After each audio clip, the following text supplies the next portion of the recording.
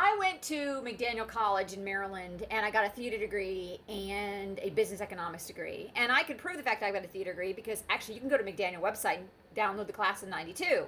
I was a theater major. That's a photograph from 91 of Chris Covell, who was an actress, and Wendy Ruderman. Wendy was not an actor. She was a communications major and she was a playwright and a director. Though I never worked with her. She wrote a play and directed it. Chris Covell was one of the stars in it, and she was a year older than me. And Chris kind of made fun of me in the play. Like, the play was about four kind of narcissistic characters who were going to a reunion and all trying to outdo each other. You know, one was a football player, one was an author, and Chris Covell played the author. And I had this really bad habit. I think it was just because my own way of trying to control my own actions, because in middle school I was the quietest kid, but in high school I started becoming more talkative and becoming, I guess, out of the closet. And not out of the closet, I'm not gay, but to the fact that I was basically coming out of my own shyness, and I became more talkative and more confident. And but in college I think I got so anxious and nervous sometimes that I had this bad habit of speaking when I shouldn't. So I would do this thing where I'd put my finger like this, but I wasn't chewing on my nail. It looked kind of like I was chewing on my nail. I kind of actually would suck on the tip of the fingernail, or have this fingernail resting on my teeth, and it's kind of my way of keeping myself in check. I don't, and it's like, it was like almost like my way of just saying, okay, calm myself, meditate. I guess it was kind of like how, you know, autistic kids stim. This is my way of stimming in college, because I would get so nervous. I'd be like that. Well, when she played this character of the author with the novelist, because for some reason everyone thought I was going to write a novel. Everyone thought I was going to write. See, Wendy, though, was a communication major. She didn't take acting classes with me. She was not an actor.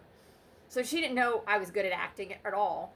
And she's now a reporter in Philadelphia. But I felt like someone should actually speak up and say, excuse me, I really went to McDaniel College. I was really into acting. But then realizing Wendy didn't know that. So even if you asked her, she wouldn't. I mean, granted, she is in the same fraternity I am, Alpha Psi Omega. See, that's the Alpha Psi Omega class in 91. I was in 92. I was in, like, the year before I graduated. The two African American girls in the picture, Sierra Hurt and Michaela Patterson, they were actually my big sisters. Like, Wendy had already, I think, actually, I'm not sure how that happened. Wendy had already graduated when I became a part of the fraternity, I think. Or she wasn't there when I was inducted into it. And both Sierra and Michaela chose me as, so I had two big sisters when I pledged into this fraternity. It's an honor society for actors and drama people. So I actually had the two lone black actors in the program as my big sisters. Michaela was awesome. I did a play called Hedda Gabler, and it was double cast. I don't know if there was another Hedda though. Michaela played Hedda. I played Berta, who was her servant, and she did such a powerful performance. It was just very vulnerable and riveting, as I remember. And I had this scene where I'm supposed to run off stage, where I decided to, I was supposed to be cleaning around like the maid would, and I was supposed to run off stage, and I decided to run off stage crying, or bring myself to tears and then leave the set, because Hedda, well, if you know the play, she doesn't live. I'll say that. It's a very feminist, tragic production of a woman who can't deal with her position, I guess, in life and in society for various reasons. That's Michaela. I don't know what happened to her after graduation. She was such a good actress. And her and Sierra both were good actors. Sierra and I had a falling out over a missing book. And I honestly, part of me wonders if my parents didn't arrange that. Like, I don't trust my family because they're so narcissistic that I now wonder if my parents might have taken the book and tried to make it to make me hate Sierra and get Sierra out of my life, because Sierra and I were good friends. We would go to Philadelphia together. I make trips together.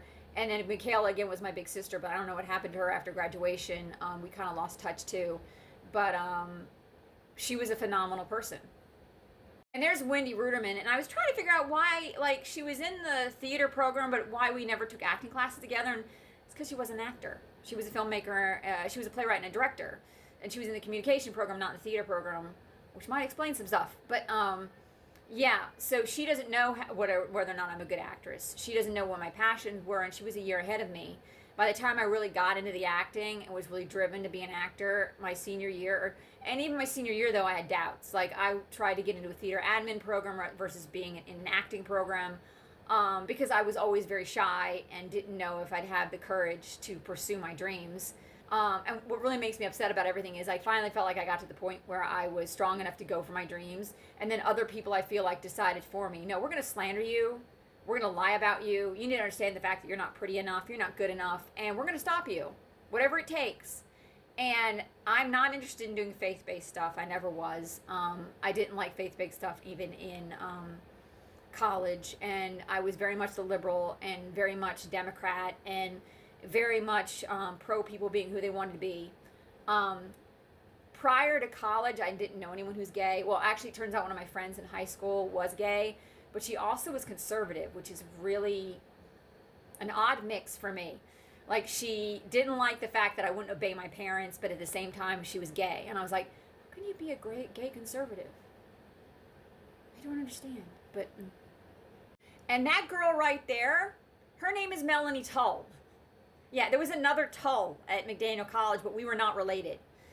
Some people have been saying there's this Tull in Philadelphia who's also a lawyer. Yeah, there was a Tull family in Philadelphia and in New Jersey, and we may be distantly related because the Tull family is a founding father. There was a Tull family, a woman who in the 17 or 1800s had 13 kids, and those kids went everywhere. Half the family's Catholic, half the family's Protestant, and so yeah. There was a Melanie Tull who graduated a year ahead of me at McDaniel College, but to my knowledge, we were not related, but we did know each other.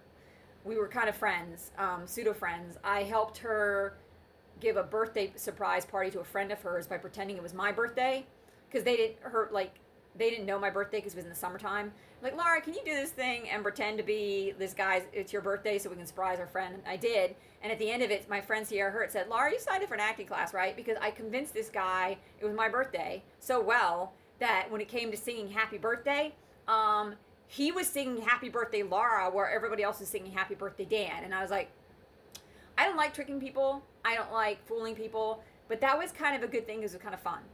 You know, it's like I use my acting skills for good. I don't use them for evil. See? Melanie Tull.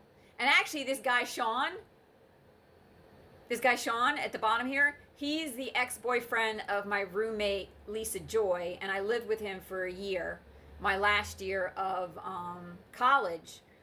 They broke up, but I shared an apartment with him and his girlfriend. Lisa knew I was into theater, and I've been angry at her because when I called her up she's a social worker back in Maryland. I called her up to tell her I needed her help to validate the fact that I was at McDaniel College, I went to theater, that I went to law school. She started screaming at me she was going to call the police, and I'm like, for what? And I don't know if it's because she was told I threatened my father, but she knew in college that my dad and I didn't get along. My father and I had yelling, screaming fights. It's like they were not supportive of me. Graduation, they didn't take me out to dinner or anything. They came to graduation, they fought the entire time with me the entire time during graduation, and then they left. And I ended up spending my graduation night in tears in the apartment crying. So, yeah. And I ran into Sean Vish in D.C. He was doing computer work, I think, in D.C. at the time, in like 2000 on the Metro, oddball. And there I am, class of 91, in that bottom picture with the people who were living in the same apartment building with me. I don't think my roommate's in the picture, actually, but yeah, I lived in an apartment building complex with a bunch of different people. Norris Garrison, who's a guy I knew since freshman year, who's a Disney fanatic. He was in my class. And I actually preferred living with diverse people. I didn't necessarily live with people who were in my program, theater program. This was my third year of college, and I was in an apartment. My second year, I was in a house that was owned by the school. My fourth year, I lived with Sean and Lisa in an apartment that was down the street from the theater. which, in other words, I lived off campus and had a lease that I signed, and so it was my first official apartment that was with a lease, which